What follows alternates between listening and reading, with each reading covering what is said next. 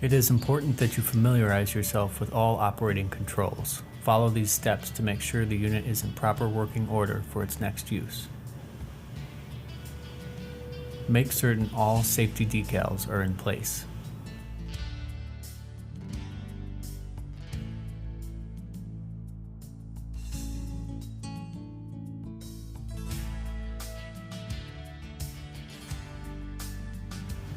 The owner's manual can be found in the manual tube on the side of the unit.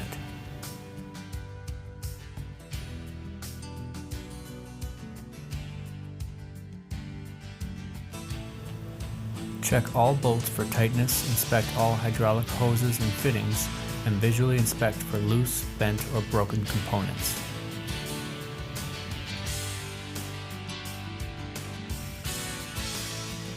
Follow the guidelines in the manual to check for any high-pressure hydraulic hose leaks. Should a leak be noticed, specific cautionary steps must be followed for user safety. Inspect the wedge and dislodger for any damage.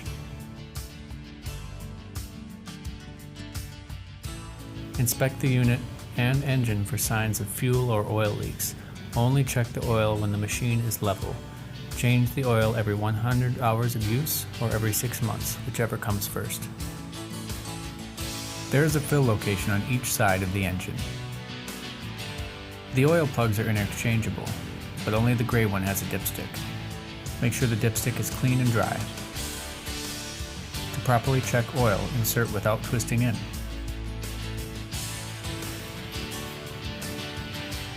Oil should cover nearly all of the crisscross pattern, but it should not spill out of the oil fill reservoir.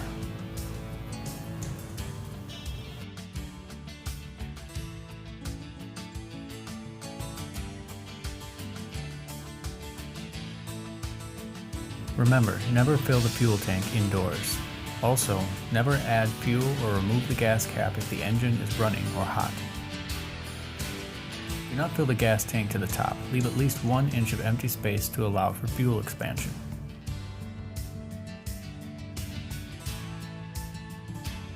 And make sure to clean up any fuel spills if they occur. Tighten the gas cap securely.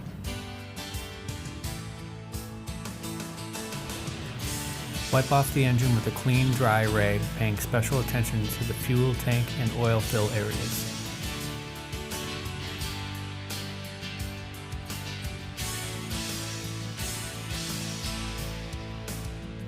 Only check the hydraulic oil when the machine is level.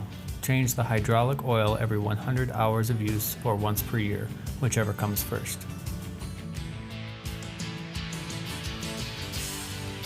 Wipe down the area around the hydraulic fill and the hydraulic filter.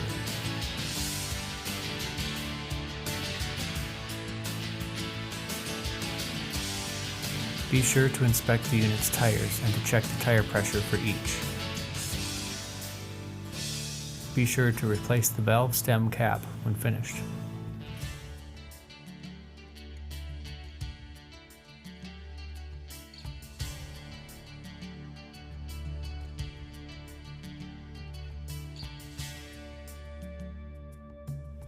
The tires for this unit are recommended to be kept at 60 psi. Check the log splitter's tail lights. Be sure to verify that both the brake lights and turn signals are operating properly.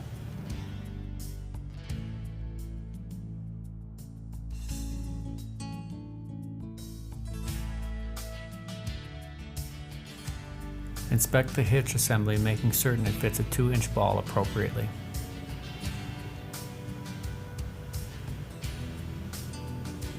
Lightly grease both the top and underside of the I-beam.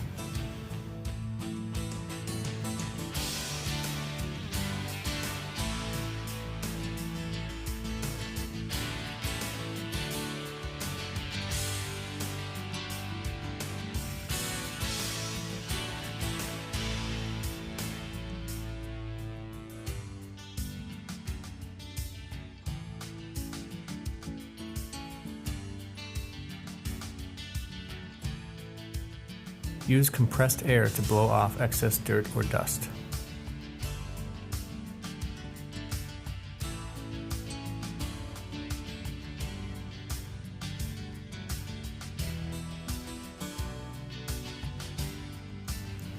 Make certain that the unit can be changed between horizontal and vertical positions without issue.